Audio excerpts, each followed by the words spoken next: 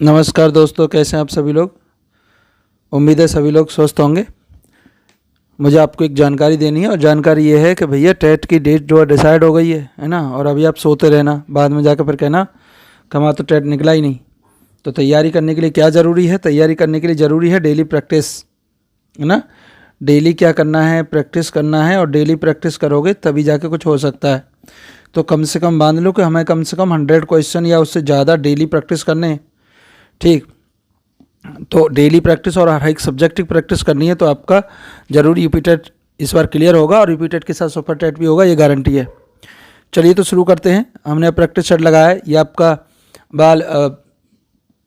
बाल विकास और शिक्षण विधियों से लिया गया है। तो यूपी टेट का प्राथमिक के लिए है। चलिए, पहला प्रश्न क्या कह रहा है? पहला प्रश्न कह रहा है मानसिक स्वास्थ्य विज्ञान का उद्देश्य क्या होता है?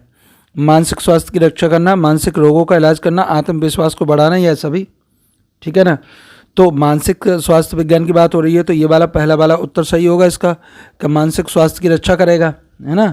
दूसरा, मानसिक रोगों का इलाज भी करेगा ये, क्योंकि वो मानसिक स्वास्थ्य विज्ञान है। और जब ये दोनों सही होंगे तो सकारात्मक व्यक्ति अपने आप ही हो जाएगा। ठीक है ना। आत्मविश्वास से भरपूर रहेगा वो।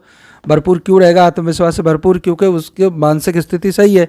तो चौथा वाला उत्तर एकदम सही हो जाएगा। ठीक है ना। अति महत्वपूर्ण प्रश्न में है, पूछा भी जाता है। अगला देखिए, प्रश्न संख्या 2। निम्न में से कौन सा अनुशासनहीनता का सामाजिक आर्थिक कारण नहीं है? अब अनुशासनहीनता कर रहा है बच्चा कोई क्लास में, उसका सामाजिक और आर्थिक कारण नहीं पूछा जा रहा है। बच्चे अलग अलग तरीके से अनुशासनहीनता क्लास में करते हैं, तो उसमें से कौन सा सामाजिक और आर्थिक कारण नहीं है। तो हमें इन ऑप्शंस में ये देखना है कि कौन सा सही है। देखिए, बिखरे घर सामाजिक कारण हो सकता है। बिखरे घर का मतलब होता है जो घर टूट जाते हैं। टूट का मतलब होता है कि जैसे माँ बाप का तलाक हो गया, इस तरीके से। तो वो अनुशासनहीनता का कारण है या नहीं है।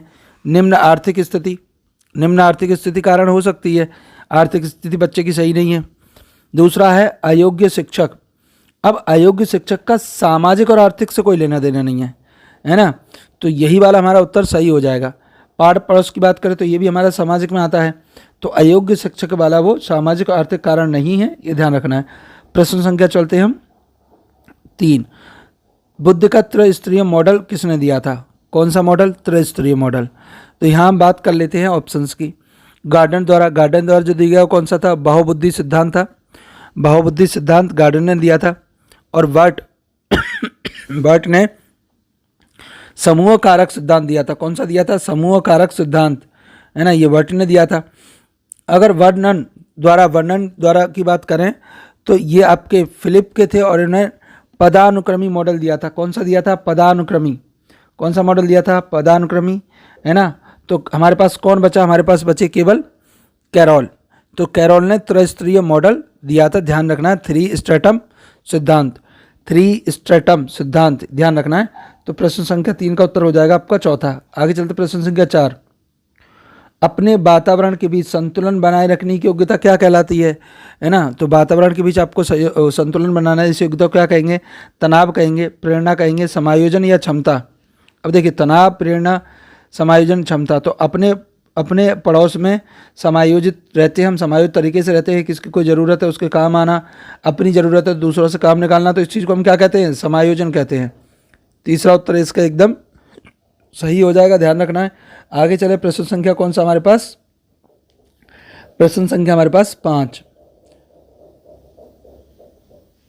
क्या कह रहा है ये? 6 वर्ष तक के बच्चे की लंबाई की परास क्या होगी? यानी 6 वर्ष का बच्चा जो कितना बड़ा होगा, उसकी हाइट क्या है, हाइट के बारे में पूछा जा रहा है। अब बच्चा 6 वर्ष का है तो इसमें ध्यान रखना है आपको। पहला है 44.5 से 48.5, 40.5 से 44 इंच, और अगला है 45.5 से 56.5 और 30.5 से 43.5, है ना। तो इसमें अलग अलग दे रखे हैं। अच्छा, इसके लिए 6 वर्ष के लिए पहला वाला एकदम सही है। ये 6 वर्ष के लिए अति उत्तम है। 6 वर्ष के लिए क्या है? अति उत्तम है। लेकिन ये वाला जो है 44.5 से, ये 5 वर्ष के लिए होता है। ध्यान रखना है, किसके लिए होता है? 5 वर्ष के लिए होता है। और ये 45 वाला थोड़ा ज़्यादा हो गया, ये 7 वर्ष का होता है, ये ध्यान रखना है। और 30 वाला जो होता है वो 3 से 4 वर्ष की आयु के लिए होता है, ये ध्यान रखना है। तो आप अपने हिसाब से उत्तर लगा लीजिए। पहला वाला उत्तर क्या हो जाएगा, सही हो जाएगा। आगे चलते प्रश्न संख्या 6, TAT, बहुत बढ़िया, इंपॉर्टेंट क्वेश्चन है, ध्यान रखिएगा, इंपॉर्टेंट क्वेश्चन की श्रेणी में लगा लीजिए। बुद्धि परीक्षण से, बुद्धि परीक्षण के लिए टेट होता है, TAT वाला टेट है, ध्यान रखना। किसने दिया था, किसने दिया था इसे किया था मुरे ने। किसने दिया था, मुरे ने दिया था, ये ध्यान रखना है हमें। किसने दिया था, मुरे ने दिया था। व्यक्तित्व परीक्षण टेस्ट है, क्या नापेंगे इसे, पर्सनैलिटी या स्मृति, याद करने की क्षमता या विकास सिद्धांत से जुड़ा हुआ, बताओ। तो इसका सही उत्तर हो जाएगा पर्सनैलिटी डेवलपमेंट का टेस्ट है ये। किसने दिया था, मुरे ने दिया था। टेट टेट टेट से ध्यान रखना है, इंपॉर्टेंट क्वेश्चन है, इंपॉर्टेंट क्वेश्चन है, टेट से ध्यान रखना है। प्रक्षेपी परीक्षण है, और कैसा है, प्रोजेक्ट यानी प्रक्षेपी परीक्षण। देखिए यहाँ पर प्रक्षेपी जो है बार बार शब्द आता है, तो उसे लेकर आप कंफ्यूज ना हो। प्रक्षेपी का मतलब होता है कि जब जिसका परीक्षण हो रहा उससे हम कुछ उम्मीद रखते हैं। जैसे हमने उससे कुछ पूछा, वैसे आपका नाम क्या है, तो सामने वाला अपना नाम बताएगा, आप कहाँ के रहने वाले हैं, वो अपना रहने का पता बताएगा। तो इस तरह के टेस्ट जिसमें सामने वाले से क्वेश्चन किए जाते हैं, सामने वाला खुद अपने बारे में बताता है, तो उसे प्रक्षेपी कहते हैं। यानी हम कुछ नहीं कर रहे, वो खुद बता रहा है, और खुद बताने के चक्कर में वो अपनी सच्चाई बता देता है। तो ये आपका व्यक्तित्व परीक्षण का होगा, टेट है। मोरे ध्यान रखना, याद करने का ट्रिक ये है कि टेट मतलब मरे, टेट आएगा तो सब मरने की नौबत हो जाती है बस। तो मोरे ऐसे ध्यान रखना, टेट मोरे। प्रश्न संख्या क्या है, 7 है। देखो, नवीनतम शोधों से यह स्पष्ट हुआ है, किससे शोधों से स्पष्ट हुआ है कि संज्ञानात्मक विकास। अब संज्ञानात्मक जहाँ भी आ जाए समझ लेना मन की बात हो रही है, दिमाग की बात हो रही है ना। बच्चों के का सिद्धांत और उपागम की भूमिका है। उपागम क्या होता है, उपागम होता है टूल, है ना, टूल जिससे आप कर रहे हैं। तो देखो, बच्चे के संगठन, बच्चे के परिवार की बात नहीं आएगी यहाँ पर, ना ही आवश्यकता आएगी, तो पहला तो गलत हो गया हमारा। दूसरा, मन और सूचना संसाधन, मन आ सकता है क्योंकि मन का विज्ञान है ना, तो मन आएगा, सही है, इन्फॉर्मेशन है। और सूचना संसाधन का मतलब हो गया इन्फॉर्मेशन प्रोसेसिंग, तो हमारा जो दूसरा वाला है वो अति उत्तर सही लग रहा है। बाकी तीसरा और चौथा गलत है, तो दूसरा वाला उत्तर सही हो जाएगा, ध्यान रखिएगा। प्रश्न संख्या चलते हैं 8।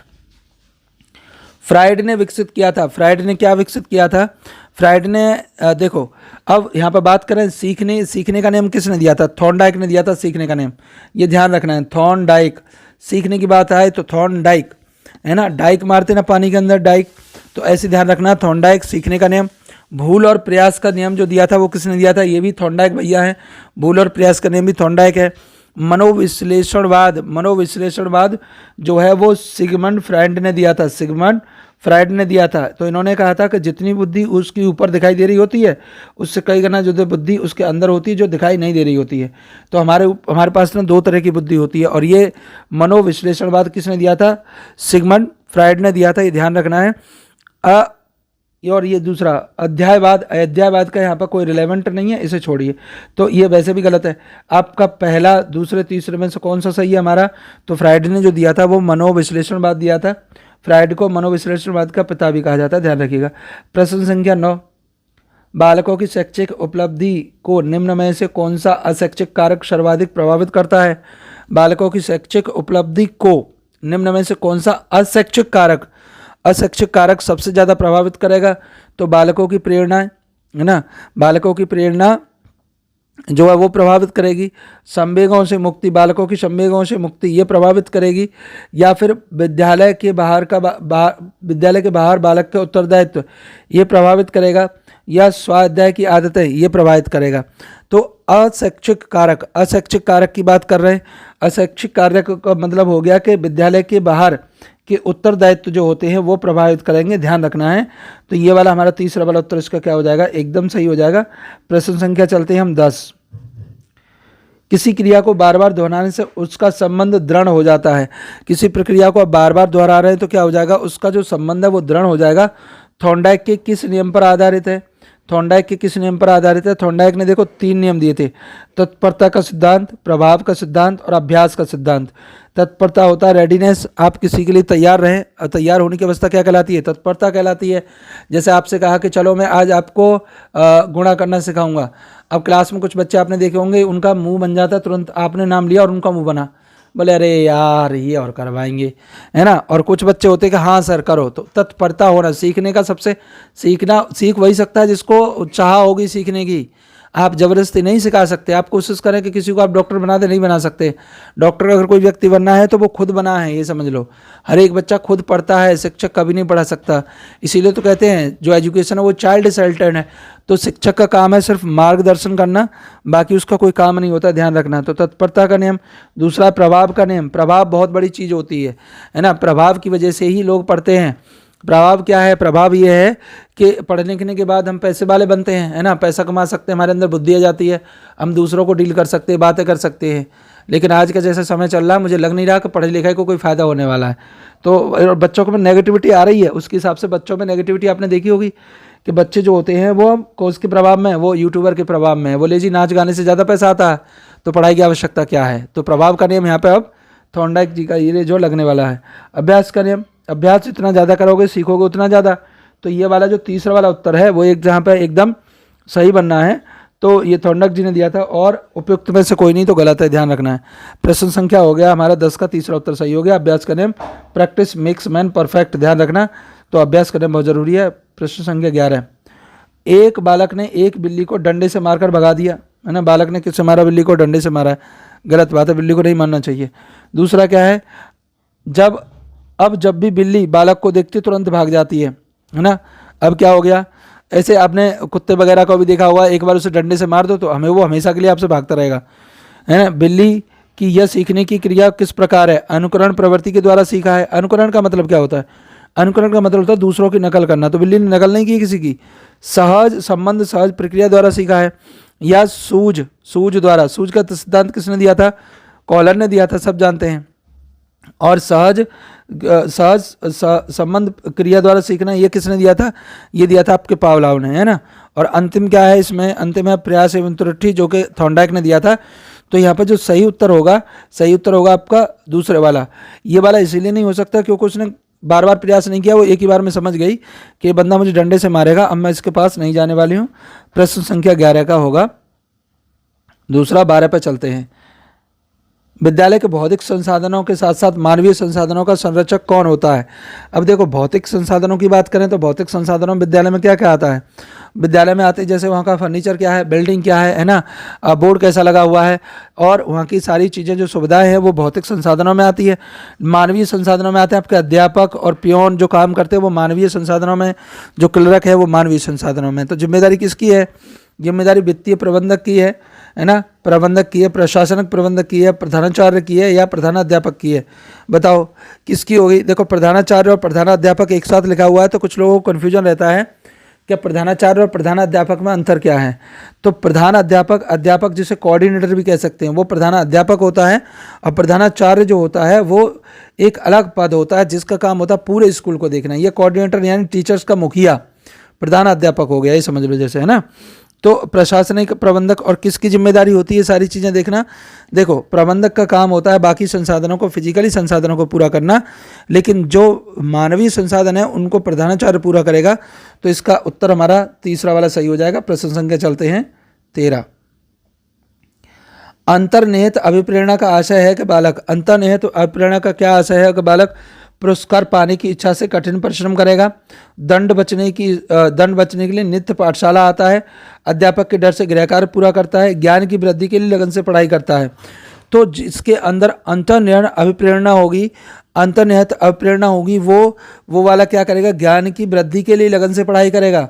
ये जब जितनी तीनों हैं ऊपर वाली हैं उसमें अंत नहीं, वो है बाह्य प्रेरणा। दूसरे जो बाहर से होती है उसे बाह्य प्रेरणा कहते हैं, जो अंदर से मोटिवेटेड होता है उसे अंत प्रेरणा कहते हैं। जैसे आपसे बात की जाए तो आप टेट की तैयारी कर रहे हैं, तो टेट की तैयारी कर रहे हैं तो क्यों कर रहे हैं? क्योंकि आपको पास होकर कुछ बनना है ज़िंदगी में, तो आप टेट की तैयारी कर रहे हैं। तो यही चीज़ है, जब अंत प्रेरणा होती है तो बच्चा खुद से पढ़ता है, ध्यान रखना है। आगे चलते प्रश्न संख्या 14। अधिगम का प्रयास एवं भूल सिद्धांत एवं प्रयोग निम्न में से किसने सबसे पहले किया था? अच्छा, प्रयास एवं भूल सिद्धांत जो है वो अलग अलग किया है। यहाँ वॉटसन ने भी किया था, स्किनर ने, वर्धमान, थॉर्नडाइक, इन सभी ने अलग अलग ट्राई किया। तो सबसे पहला जो किया था वो किसने किया था? थॉर्नडाइक ने किया था, ध्यान रखना है। थॉर्नडाइक ने, और किस पर किया था? बिल्ली पर किया था। कैट वाला जो है वो थॉर्नडाइक का ही है, ध्यान रखिएगा, है ना। तो इसका ये उत्तर सही हो जाएगा। बाकी जो भी है, वॉटसन ने व्यवहारवाद के लिए जाना जाता है, वॉटसन को, स्किनर को जाना जाता है अनुबंधन के में, और वर्धिमान जो है वो गेस्टाल्टवाद है। गेस्टाल्टवाद ये कहते हैं कि जो भी हम सीखते हैं वो कैसे सीखते हैं, इनसाइट लर्निंग, इनसाइट लर्निंग गेस्टाल्टवाद, याद रखिएगा। प्रश्न संख्या चलते हैं 15। 15 में क्या कह रहे हैं, 15 में कह रहे हैं जी कि निम्नलिखित में से कौन सी अच्छे प्रश्नों की विशेषता नहीं है। निम्नलिखित में से कौन सी अच्छे प्रश्नों की विशेषता नहीं है, ये आपको बताना है। तो अच्छे प्रश्नों की विशेषता क्या नहीं होती, प्रश्नों का स्पष्ट होना, ये अच्छे प्रश्न नहीं होंगे, ये तो अच्छा होगा जी, आवश्यक है, जरूरी है। प्रश्नों की निश्चितता नहीं होना, तो ये जो है ये गलत है ना। प्रश्नों का विशिष्ट होना या प्रश्नों का शाब्देश होना बहुत अच्छा है कि प्रश्न विशिष्ट हो, किसी स्पेसिफिक पॉइंट से जुड़े हुए, या शाह उद्देश्य हो, मतलब प्रश्न का अपना उद्देश्य हो, तो ये वाला भी सही हो जाएगा। और पहला भी सही है, तो दूसरा वाला हमारा गलत है और यही उत्तर हमारा सही होगा, ध्यान रखना है। प्रश्न संख्या चलते हैं 16। ठीक है जी, 16 चलते हैं, ध्यान रखना है। 16 क्या कह रहा है, 16 कह रहा है आपका बालकों में अधिगम के विकास में निम्न में से सबसे महत्वपूर्ण क्या है। बालकों के अधिगम के विकास में निम्न में से सबसे महत्वपूर्ण क्या है। व्यस्त विद्यालय कार्यक्रम कैसा होना चाहिए, एकदम व्यस्त होना चाहिए, बच्चे को फ्री मत रखो, लेकिन ये बोझ बन जाएगा उसके ऊपर, वो भी कहेगा यार क्या रोज रोज एक ही चीज़ लगा रखी तुमने। अधिक पुस्तकें नहीं होनी चाहिए, क्योंकि ये भी मानसिक तनाव पैदा करती है, जरूरी नहीं है। उपयुक्त वातावरण, एकदम अति उत्तर सही बनना है कि उपयुक्त वातावरण होना चाहिए। उत्सुक माता पिता ये सहायक नहीं होते, लेकिन हमारा तीसरा वाला उत्तर सही हो जाएगा 16 में का। आगे चलते प्रश्न संख्या 17। ठीक है ना, इतनी मेहनत के लिए 1 लाख तो कर दिया करो यार, कभी कभार तुम्हारी उंगली नहीं चलती है ना। 17 में क्या कह रहा है, 17 में कह रहा है आपका नैतिक मूल्यों के प्रति अध्यापक का दृष्टिकोण क्या होना चाहिए। नैतिक मूल्य मतलब सुबह सुबह बच्चा आए स्कूल और आपसे नमस्ते नहीं कर रहा है, तो ये नैतिक मूल्य के भाई बुरा लग गया यार। तो इसके लिए क्या करना चाहिए, नैतिकता को शिक्षक के लिए अति आवश्यक चीज़ें समझें, शिक्षक का दायित्व को वह स्वयं नैतिक बनाए। शिक्षक को नैतिकता की ज़्यादा परवाह नहीं करनी चाहिए, गलत बात है, ये तो नेगेटिव आंसर नहीं है। शिक्षक का दायित्व को स्वयं भी नैतिक हो और छात्रों को भी नैतिक बनाए। तो इससे सबसे बढ़िया जो उत्तर लग रहा है मुझे चौथा वाला लग रहा है, और यही सही भी है, ध्यान रखना है ना।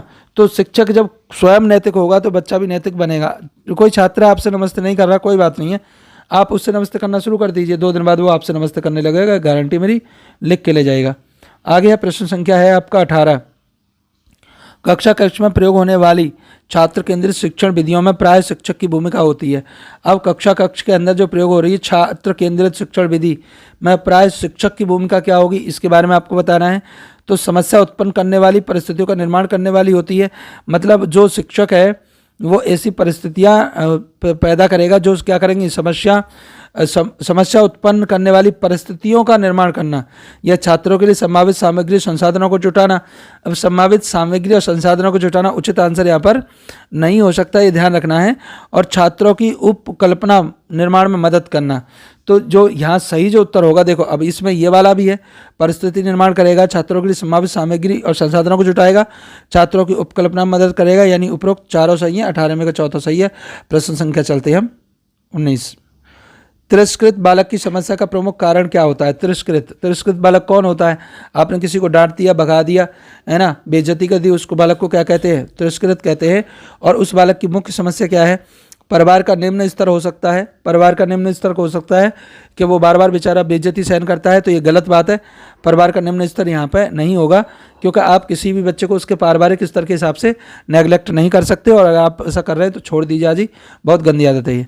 दूसरा क्या है, बालक में झूठ बोलने की आदत। अब बालक में झूठ बोलने की आदत हो सकती है कि बच्चा झूठ बोलता हो, लेकिन झूठ बोलना आपके लिए उसकी बेइज्जती करना गलत बात है, आपको बेइज्जती नहीं करनी चाहिए ना।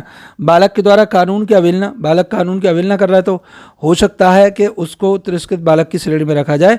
और माता पिता की लड़ाई, अब देखो तिरस्कृत बालक माता पिता की लड़ाई, आपसी लड़ाई अगर है तो बच्चे के लिए भारी पड़ सकती है, इसीलिए ये वाला उत्तर हमारा एकदम सही हो जाएगा, 19 का चौथा वाला। ठीक है, आगे चलते प्रश्न संख्या 20। अब इसमें क्या कह रहा है, विशिष्ट बालकों के लिए पूर्व प्रतिकरण शिक्षा व्यवस्था के लिए प्रमुख उपाय क्या है। तो पूर्व प्रतिकरण शिक्षा व्यवस्था के लिए क्या अतिरिक्त कक्षा योजना है, विशेष कक्षा योजना है, विशेष विद्यालय योजना है, आवासीय विद्यालय योजना है। तो इसके लिए हम क्या करेंगे, अगर पूर्व प्रतिकरण शिक्षा व्यवस्था के लिए बात की जाए तो उसके लिए विशेष विद्यालय होते हैं, लेकिन आज के समय में ये चीज़ें बदल दी गई हैं। अब आ गया समावेशी का ट्रेंड। कैसा आ गया, समावेशी कक्षा। तो ध्यान रखना इसमें क्वेश्चन ये अति महत्वपूर्ण में नहीं आएगा। आएगा जरूर, कौन सा आएगा, समावेशी का आएगा। तो समावेशी में ध्यान रखना है, आप किसी भी बच्चे को उसके जाति, धर्म, समुदाय, उसके निम्न स्तर या किसी भी तरीके की कोई उसके साथ भेदभाव नहीं कर सकते हैं, और उसी कक्षा को हम कहते हैं समावेशी। ध्यान रखिएगा। प्रश्न संख्या चलते हैं 21 पर। किसी बालक के में मानसिक परिणाम होता है, बालक की याद करने की योग्यता, बालक की सामाजिकता में विकास, बालक के द्वारा स्वानुभवों द्वारा लाभ प्राप्ति में योग्यता, उसकी सामान्य योग्यताओं में वृद्धि। तो कौन सा होगा, जाहिर सी बात है मानसिक विकास। मानसिक विकास का परिणाम होता है उसकी सामान्य योग्यताओं में वृद्धि करने लगेगा। तो समझ जाइए कि उसका मानसिक विकास हो रहा है। प्रश्न संख्या चलते हैं हम 22। अब देखो यहाँ पे क्या है, 22 में क्या दे रखा है, मंद बुद्धि बालक। इंपॉर्टेंट क्वेश्चन है, लगा लीजिएगा भाई। मंद बुद्धि बालक की बुद्धि लब्धि कितनी होती है, 130 से अधिक होती है, 130 से कम होती है, 80 से अधिक होती है, 70 से कम होती है। तो जो 70 से कम होता है वो तो मंद बुद्धि होता है। ध्यान रखना, मंद बुद्धि, जिसकी बुद्धि बंद है वो मंद है ना। 80 जो होती है वो सामान्य में आती है, या 80 से अधिक सामान्य में आती है। ये सामान्य से थोड़ा सा ऊपर होता है, सामान्य से ऊपर होता है ना। तो और 130 से अधिक मतलब प्रतिभाशाली है, प्रतिभाशाली है। तो सही उत्तर कौन सा हो जाएगा, इसका 70 वाला हो जाएगा। ध्यान रखना है कि 70 है तो मंद बुद्धि है। प्रश्न संख्या 23। आपकी कक्षा में पिछड़े हुए छात्रों के प्रति आपका दृष्टिकोण कैसा है, बताइए। उनके पिछड़ेपन का कारण ढूंढेंगे। हमने सभी का ठेका नहीं लिया है सोचकर उस पर ध्यान नहीं देंगे। अन्य छात्रों के समान ही उन्हें समझेंगे, या फिर उन्हें अन्य छात्रों से अलग समझेंगे। देखो, अलग करेंगे, आप भेदभाव कर रहे हैं, गलत बात है, ये उत्तर नहीं हो सकता है। और ज़रूरत अनुसार सहयोग, मतलब अन्य छात्रों के समान उन्हें समझेंगे। तो समझने पे क्या होगा, आपको ज़रूरत के अनुसार उनका सहयोग करके समझ सकते हैं, या ध्यान नहीं देंगे। हम ध्यान ठेका नहीं लिया, ये गलत बात है। तो दूसरा भी गलत हो जाएगा। हमारा पहला है कारण ढूंढो, और कारण ढूंढने के बाद उसको सही करने की कोशिश करो, ये सबसे सही उत्तर होगा। प्रश्न संख्या चलते हैं 24। कुपोषण से ग्रसित, कुपोषण से ग्रसित बालक निम्न में से कौन सा परिवर्तन होने लगता है। अगर कोई बच्चा कुपोषण से ग्रसित है तो उसमें कौन सा परिवर्तन होने लगेगा। देखो, अब उसके मन में हीन भावना जन्म ले लेती है। हीन भावना जब जन्म लेती है, जब एक बच्चा बहुत अच्छे कपड़े पहन के आता है और दूसरा नहीं पहनता, तो वो उसे देखकर हीन होने लगता है। इसीलिए स्कूल में जो है वो ड्रेस जो है वो लागू की जाती है। ड्रेस से क्या होता है, सभी बच्चे एक जैसे दिखे, है ना। एक जैसे दिखने का मतलब है किसी के मन में ये कुंठा ना हो कि इसके पास तो बहुत पैसा है, बहुत अच्छे अच्छे कपड़े पहन के आता है, मेरे पास नहीं है। तो बच्चा पढ़ाई पे ध्यान नहीं देगा, वो अपने आप में ही कुड़ता रहेगा। तो इसीलिए क्या है, ड्रेस लागू की गई, ये ध्यान रखना है। उनके मन में हीन भावना जन्म होने लगती है, वह अन्य बालकों से अलग रहने लगता है ना। कुपोषण से वह अलग, उसे नींद कम आती है। उपरोक्त में से सभी परिवर्तन हो सकते हैं।